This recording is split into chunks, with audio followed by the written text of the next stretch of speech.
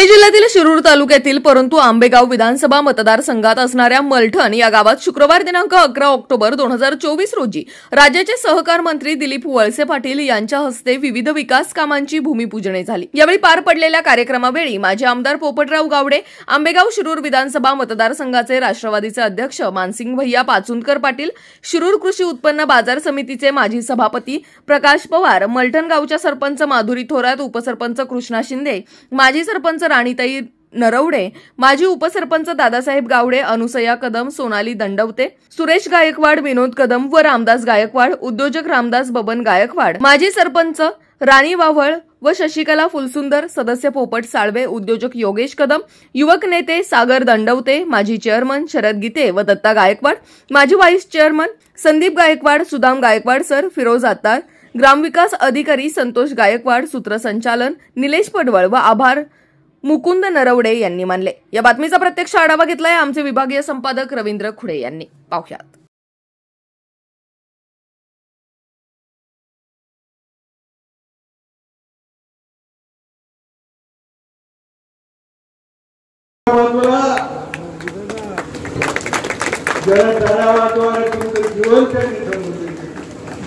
तुम्हाला अजून एक वाला फुटायला कधी फुटायचा 9 गाड्या फुटायला, मुडकी सायकल नव्हती आणि गावंडाला छप्पर होतं।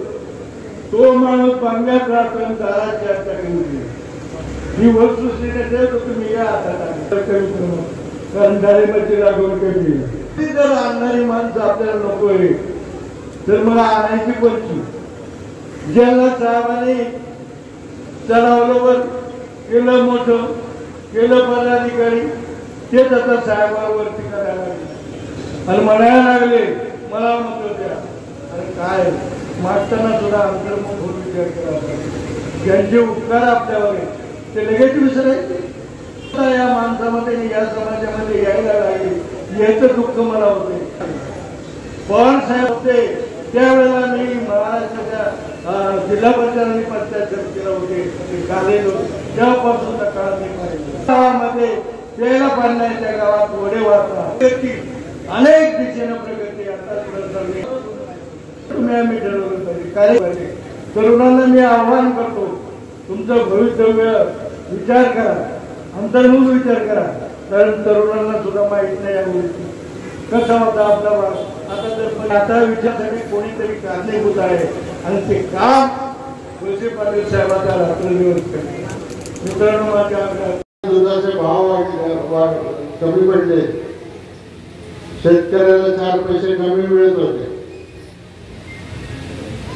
सगळ्या डेअऱ्यांना सरकारने सांगितलं तुम्ही 30 रुपये लिटर माल दिलेच पाहिजे। 5 रुपये सरकार भरणार आणि शेतकऱ्यांना 35 रुपये मिळाले पाहिजेत। आणि आता काल परवा या 35 मध्ये आणखी 2 रुपयाची वाढ केली। आता 37 रुपये लिटर शेतकऱ्याला एका लिटरला त्या ठिकाणी मिळाले पाहिजे। ही व्यवस्था सरकारच्या हा विजेचा प्रश्न कायमस्वरूपी सोडवण्यासाठी सरकारने एक नवीन योजना केलेली आहे। डीपीवर सोलर बसवायचं आणि सोलर डीपीवर बसवला की तुम्हाला दिवसा लाईट मिळणार, 12 तास लाईट तुम्हाला त्या ठिकाणी त्या सोलरवर मिळेल। मंडळाची लाईट आहे दुहेरी, याच्यामधून तुम्हाला पुढे घेऊन जायचं आहे। संदर्भात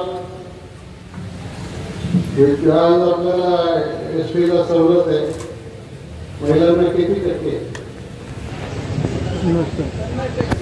50% आणि 75 वर्षावाल्यांना फुकट। मग तंबाखू आणायला संगमनेरला जातात।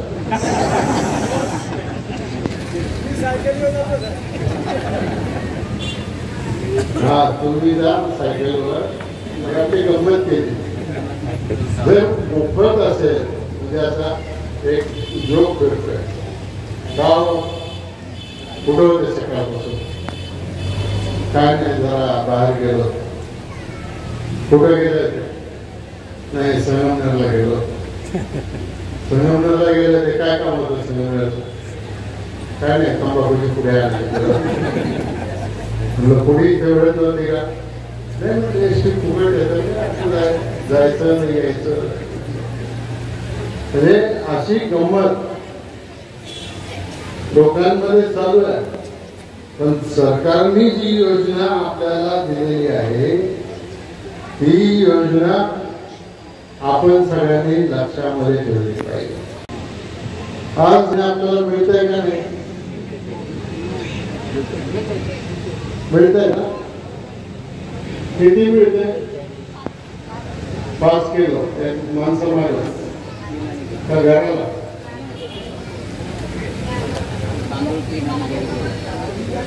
एका माणसाला 5 किलो बरोबर माणसाला सरकारने मदत केली कारण शेतकरी अडचणीमध्ये आहे. आज कर्जमाफी केली. मगाशी मला वाटतं विलासरावांनी मुद्दा मांडला की ज्या शेतकऱ्यांनी वेळेवर कर्ज भरलं त्याला 50,000 रुपये द्यायचं सरकारने कबूल केलं होतं. काही लोकांना त्याचा लाभ मिळाला. वेळ पुरायचा नाही या सगळ्या गोष्टी सांगायला आणि म्हणून आम्ही सरकारमध्ये गेलो. ते काही पवार साहेबांना सोडायचं म्हणून नाही. पक्षाची मीटिंग झाली. पक्षाच्या मीटिंगला पक्षाचे सगळे 52 आमदार हजर होते. तिथं निर्णय झाला आणि तो निर्णय झाल्याच्या नंतर आपण सरकारमध्ये गेलं पाहिजे. नाही तर लोकांना आपण 5 वर्षात काय देणार काही देऊ शकलो नाही तर पुढच्या वेळेला लोक आपल्यावर नाराज होतील. म्हणून आपण भाजपमध्ये नाही गेलो तर दुसऱ्या पक्षात नाही गेलो. आपण फक्त सरकारमध्ये गेलो. आपण आपल्या राष्ट्रवादीमध्येच आहे. आपलं घड्याळ चिन्ह आहे आणि म्हणून आपण सरकारमध्ये जाऊन अनेक योजना आपल्याला या ठिकाणी राबवणं महत्वाचं होतं. आज कोणी गद्दार म्हणेल, आज कोणी काय म्हणेल ते म्हणेल काय भोगायला पडतात दिल्लीचं यांना काय सांगू याला दिल्लीचं पाणी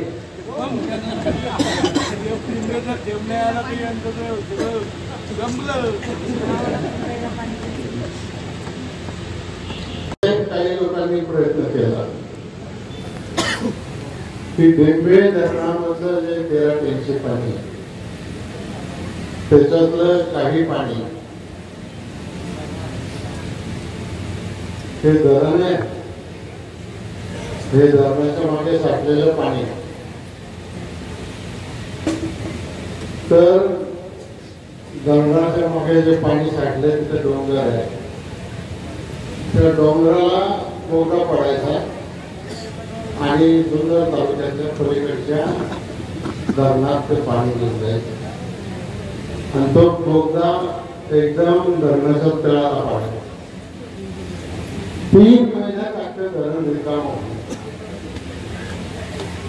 आणि आज आपल्याकडे नदीवर कोल्हापूर पद्धतीचे बंधारे आहेत.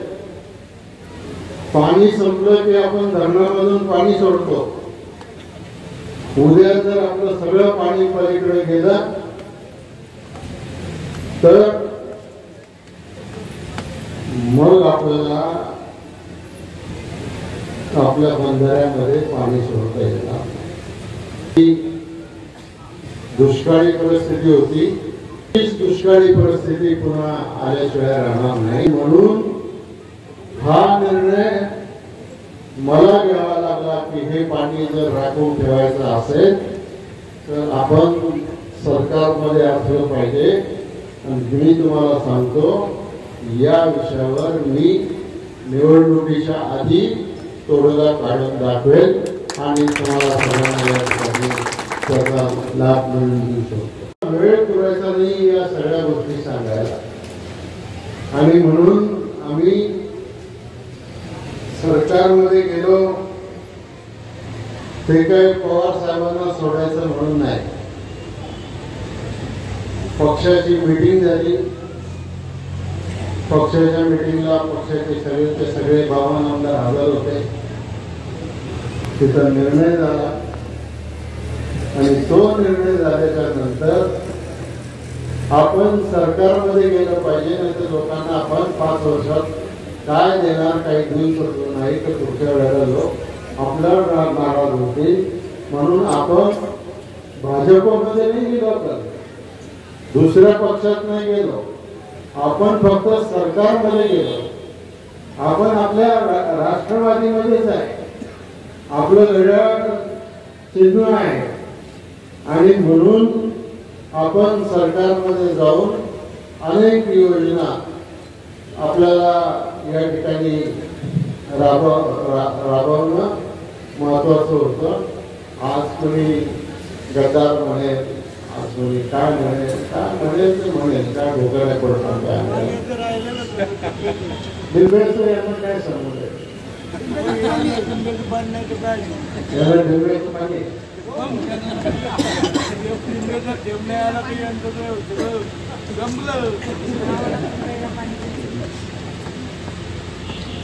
सगळ्या तरुण मित्रांना, मित्रांना, महिलांना सगळ्यांना विनंती आहे की आपण आपलं गाव विकसित केलं पाहिजे. ठीक आहे, आम्ही आता महाराष्ट्र विकसित केला किंवा आम्ही देशामध्ये काही काम करून दाखवलं.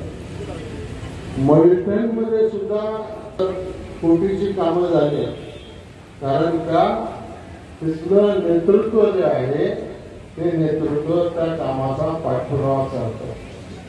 आता आपण आपल्या मॉनिटरिंगमध्ये सगळ्यांना मी सांगतो, इथून जाताना मी जेव्हा पाहतो ना त्यावेळेला मला वाटतं की इथे गाव थोडं जरा मागं राहिलं आणि हे गाव मागं ठेवायचं नसेल तर पहिलं तुम्ही एकजूट करा. माझ्या विधानसभेच्या निवडणूक लोकसभेची चिंता नका, चिंता करा तुमच्या गावाची चिंता करा आणि तुमच्या गावाची चिंता करून त्याच्यामधून आपलं गाव कसं दुरुस्त होईल. आज काही तुमच्या हायस्कूलमध्ये सुद्धा काही झालं, एखादा शिक्षक इकडे तिकडे झाला, काही झाला तरी ते माझ्यापर्यंत येतं, तो प्रश्न मला सोडवावा लागतो. तर अशा या सगळ्या गोष्टी आपण करतो, भविष्यात आपण करूया. आणि मला खात्री आहे की एवढं मी तुम्हाला सांगितल्याच्यानंतर तुमचा सगळ्यांचा आशीर्वाद मला मिळेल. माझ्या एवढ्या बहिणींनी मला एवढ्या राखा आणल्या.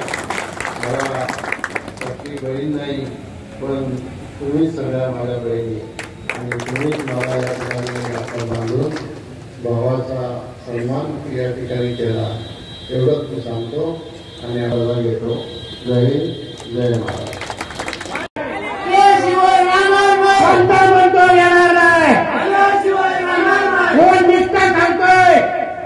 त्याला त्यांनी आम्हाला सांगितलेलं वेळेला उत्तर द्या म्हणून आज त्या निष्ठावानी बोलणार नाही. जो साहेबाची निष्ठा काढत असेल त्यांनी स्वतःची निष्ठा दाखवायची. साहेबांनी पवार साहेबांना सोडलंय म्हणतो, अरे कुठला तुझ्या नेत्याला सोडलं तर नाव देणार नाही, पण येणाऱ्या काळामध्ये त्याला जागा दाखवल्याशिवाय राहणार नाही. त्यांनी त्याची निष्ठा ठेवा आणि मग दुसऱ्याला निष्ठाची. तुमचा आमदार म्हणून काम करतो आणि आमदार म्हणून काम करत असताना कधी राज्याच्या मंत्रिमंडळामध्ये, कधी विधानसभेमध्ये काम करून, राज्याचं काम करून भागाला, आपल्या भागातल्या लोकांचे प्रश्न सोडवण्यासाठी आपण रात्रंदिवस प्रयत्न त्या ठिकाणी करतो. तर काम जर मैदानामध्ये कुठे झालं असेल माझ्या दृष्टीने तर ते ग्रामीण रुग्णालयाचं काम झालं. कारण आजकाल आजारी पडलं तर हॉस्पिटलला नेलं एवढा खर्च येतो तेवढा खर्च परवडत नाही. तुम्ही विधानसभेचा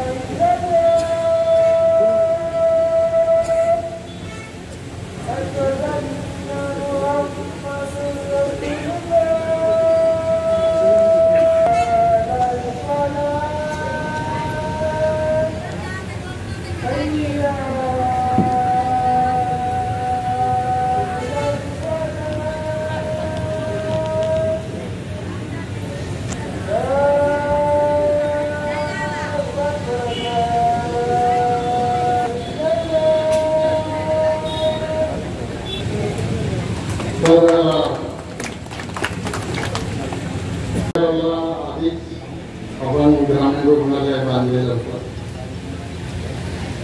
मनसरला सुरुवातीला 30 बेडचं आपण हॉस्पिटल काढलं. नंतर त्याला उपजिल्हा रुग्णालयामध्ये वर्ग केला. 100 बेडचं हॉस्पिटल आज मनसरला झालेलं आहे. 6 डॅम तिथे काही दिवस ठेवतात. रस्ता किंवा एखादी इमारत ही पुरेशी नाही तर तुमचं आयुष्य ते परिपूर्ण झालं पाहिजे. आणि ते परिपूर्ण करण्याच्या दृष्टिकोनातून या अशा गोष्टी आपल्याला कराव्या लागतात. इंजिनियर झाली पुण्याला काही मुली वाढवायला शिक्षण मिळालं नाही म्हणून आपली जी कुटुंबाची पिछाड थोडी होती. आता आपल्या मुलांच्या माध्यमातून त्याच्यातून काम आपण त्याच्यामध्ये करतो. पण आपल्या जीवनामध्ये बदल करायचे अशी कामं झाली पाहिजे. मी राज्यमंत्री होतो त्यावेळेला मला वीज मंत्री म्हणून काम करायला सांगितलं आणि महाराष्ट्र राज्यामध्ये एवढं काम आपण करू शकलो. त्या काळात जवळजवळ विजेची टंचाई लोड शेडिंग संपत आलेलं. परिस्थिती बिघडली. सकाळी लाईट संध्याकाळी लाईट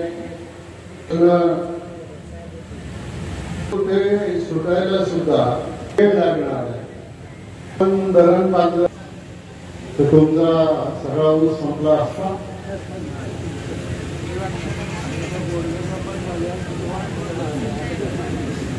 एका बाजूला घोडगंगा बंद आहे. दुसऱ्या बाजूला गेल्या वर्षी भीमाशंकर कारखान्याने 10 लाख टन ऊसाचं गाळप केलं. पराग कारखान्याने 8 लाख टन ऊसाचा गाळप केला तरी ऊस शिल्लक राहिला. आणि मग हा ऊस शिल्लक राहता कामा नये याच्यासाठी आपण प्रयत्न केला आणि त्याच्यामधून हा कारखाना त्या ठिकाणी उभा केला. नुसता चेअरमन मालक नाही होत. एक कारखाना काढला की त्या कारखान्यामध्ये काम करणारी किमान 500-600 मुलं असतात. 600 मुलांची नोकरी पगारावर अवलंबून असणारा त्यांचं घर. हजारो लोकांचं जीवन ज्या वेळेला या कारखान्यावर अवलंबून असतं त्यावेळेला किती रस्ते केले हे माझ्या दृष्टीने महत्वाचं नाही. माझ्या दृष्टीने तुमची आर्थिक परिस्थिती सुधारली का नाही सुधारली हे महत्वाचं. हा काय आपला समान नाही, त्याची प्रायव्हेट डेअरी आहे. पण दिवसाला 15 लाख लिटर दूध ज्या वेळेला ते प्रोसेस करतात त्यावेळेला हा दुधाचा येणारा पैसा हा शेतकऱ्याच्या घरामध्ये कारेगावला MIDC झाली, रांजणगावला MIDC झाली, चाकणला MIDC झाली, तळेगावला झाली, पिंपरी चिंचवडला झाली. पण तिथं आपल्या स्थानिक मुलांना काम करून मिळतंय. बऱ्याच वेळेला बाहेरून येणाऱ्या मुलांना त्या ठिकाणी काम मिळतं, कारण कमी पगारामध्ये वापरून घेतात त्यांना.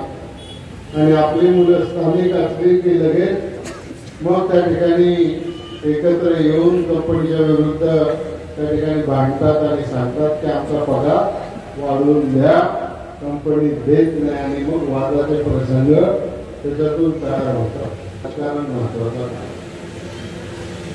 मी गेले 30 वर्ष आमदार आहे.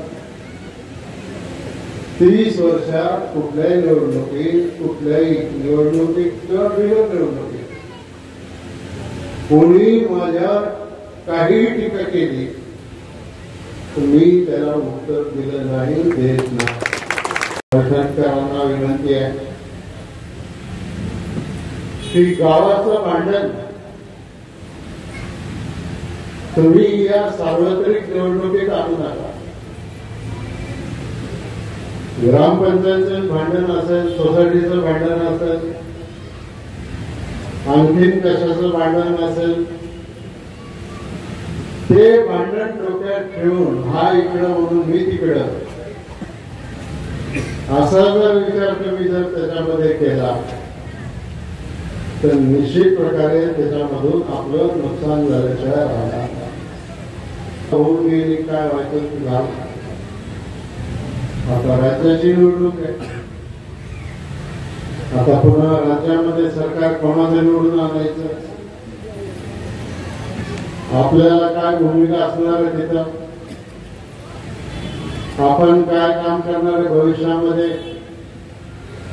या सगळ्या गोष्टी महत्वाच्या आहेत. एक साधी गोष्ट, आज या आमच्या सगळ्या भगिनी इथे बसलेल्या आहेत, मंत्री म्हणून काम करतात. मंत्रिमंडळाने एक निर्णय घेतला की मुख्यमंत्री लाडकी बहीण आणि दर महिन्याला या महिलांना 1500 रुपये द्यायचा निर्णय घेतला. मिळाले असतील, काही महिलांना अजून मिळाले नसतील. ज्यांना मिळाले नसतील, गावातल्या कारभाऱ्यांचं काम आहे त्यांना जिल्हा बँकेपर्यंत घेऊन जायचं. गावातल्या मी ज्यावेळेला राज्याचा शिक्षण मंत्री होतो त्यावेळेला मुलींची 50% फी माफ केली. उरलेली 50% फी माफ करून टाकली. पहिलीपासून ग्रॅज्युएट होईपर्यंत मुलींना फी भरावी लागणार नाही, त्यांची फी सरकार भरणार हा त्या ठिकाणी घेतला. तेव्हा चालला. कधी येते, कधी जाते, कधी शेतात जावं लागतं, कधी रस्त्याची भीती आणि बिल तर येत आहे. आणि त्याची नाराजी लोकांच्या मनामध्ये होती आणि म्हणून ती नाराजी काढण्याच्या दृष्टिकोनातून सरकारने निर्णय घेतला की 7.5 हॉर्सपॉवरच्या आत ज्याची मोटर असेल त्याचं वीज बिल माफ. आता त्याला वीज बिल भरायचं नाही, दोन्ही माफ करून टाक. कारण शेतकऱ्याला आधार नाही दिला तर शेतकरी जगणार कसा. लोक नाराज झाले. साखरेचा प्रश्न उभा राहिला, आणखीन काही प्रश्न उभे राहिले, त्याच्यातून लोक नाराज झाले. या अशा गोष्टी त्या ठिकाणी होत आहेत.